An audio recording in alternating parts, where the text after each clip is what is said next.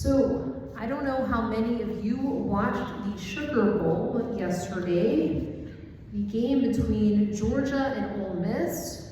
For some of us, it was a, catastrophe, of course. For others, if you were an Ole Miss fan, a joyful moment, congratulations, you get to go to the Fiesta Bowl. But we got to see, unfortunately, a big upset. We were ranked, of course, number 3. And man, I did think that Georgia would pull it out, especially in the second half. Like, come on. The truth is that if you are from the Southeast, I've been not from here, but I've lived here long enough, I learned that the true religion is football. Not just any football, SEC football. After all, these are the rivalries that matter. Weddings, in fact, are scheduled around games sometimes, if you can believe it. I've had conversations with brides about that very fact. And I understand and recognize there is something about the pageantry of going to the game and going outside and tailgating. Thank you. The word was like literally stuck. Tailgating. And wearing your team colors. By the way, I'm hopeful the Steelers pull it out this weekend and we get to go to the playoffs. I'm still a diehard Pittsburgh Steelers fan.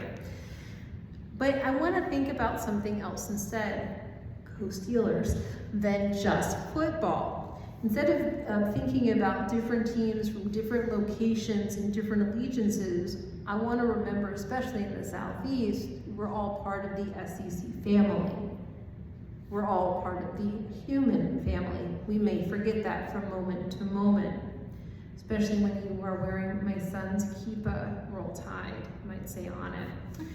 This morning, though, I equally struggle when I open my Apple News Plus app, New York Times app, etc. You get the point when I see all sorts of exciting headlines that are not meant to bring us together. Rather, they're simply there to incite us even more against one another.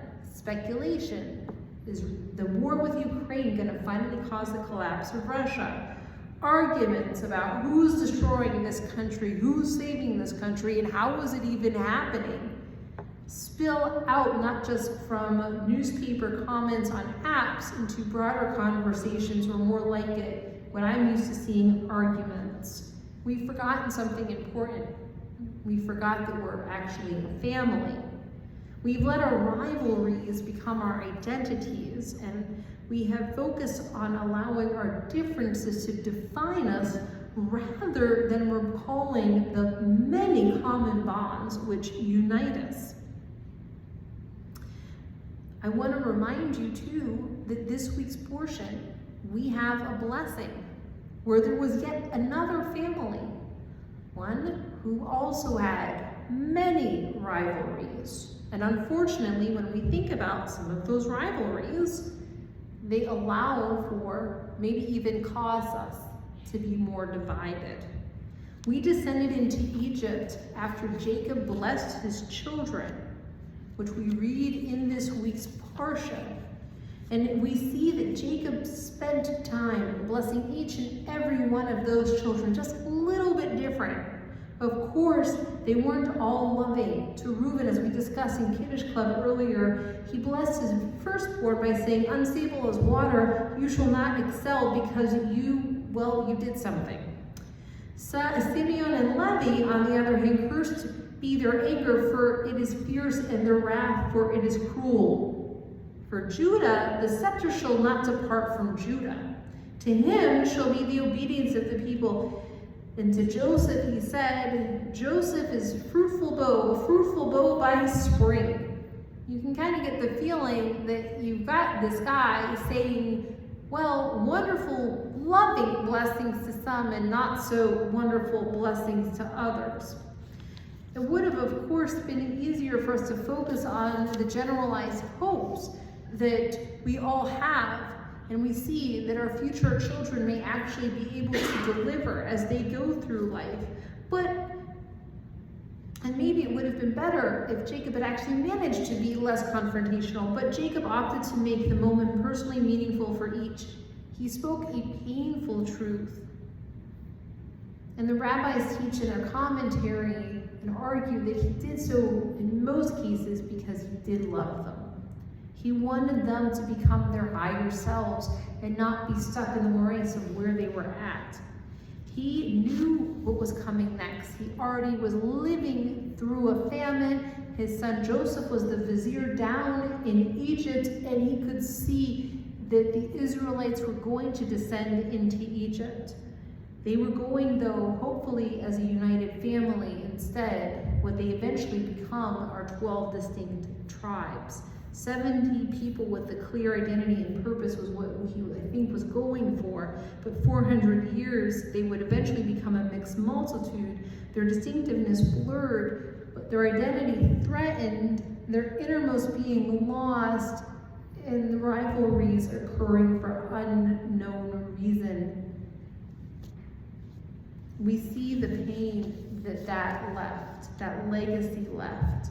But I want to challenge us and think of a few essential truths that Jacob could have actually been teaching by giving that painfully honest blessing over his children.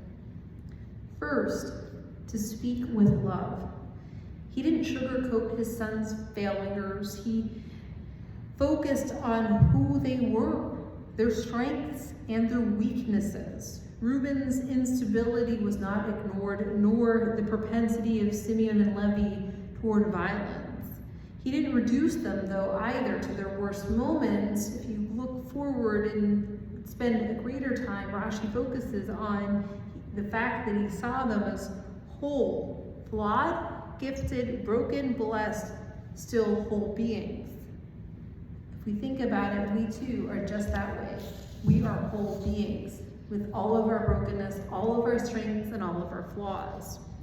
The second thing that I think he strove for was to maintain connection, even when it's hard, even when we disagree, even when we're hurt. And you can imagine the pain that Jacob felt when looking at his children, imagining and wanting them to be better than they were in front of him. He didn't disown Reuben for his instability or banish Simeon and Levi for their violence. He kept them in the family. He challenged them.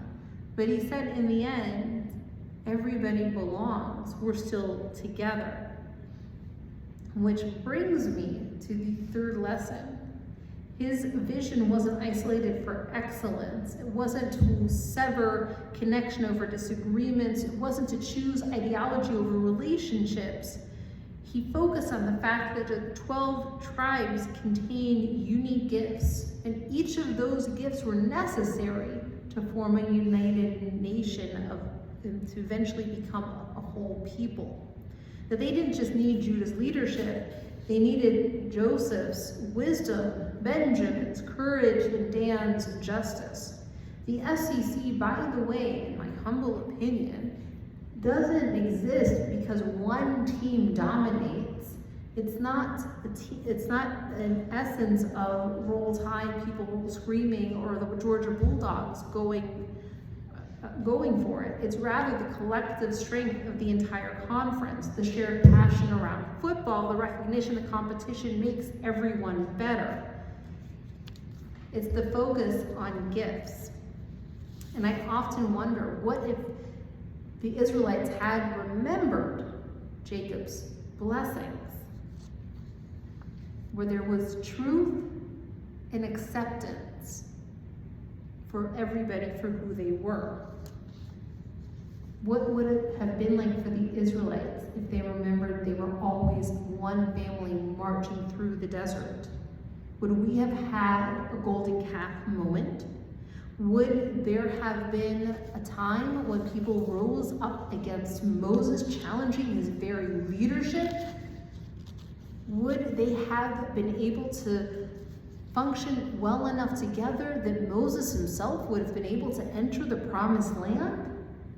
Of course, we cannot go back and rewrite that history, but we can question and imagine what it can be like if we actually got along and recognized that, well, there are moments when rivalries happen. There are moments when we need to rebuke our fellow. There are moments when we focus on our brokenness. But then afterwards, we come together. Let's go back to the Sugar Bowl just for a moment. Yesterday's game was absolutely intense. Georgia fans, many of you in this room, are heartbroken right now. We were in Mississippi, in the sanctuary there in Jackson. People are excited, even euphoric, you might say. Rivalry, of course, is real. The emotions are genuine, and competition matters. But here's the key.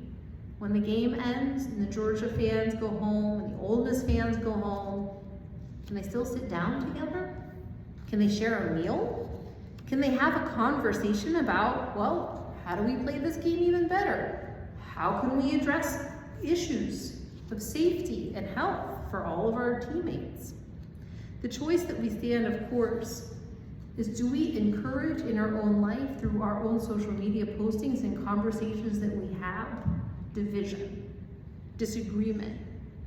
Or do we choose to remember the words of Jacob in a different light?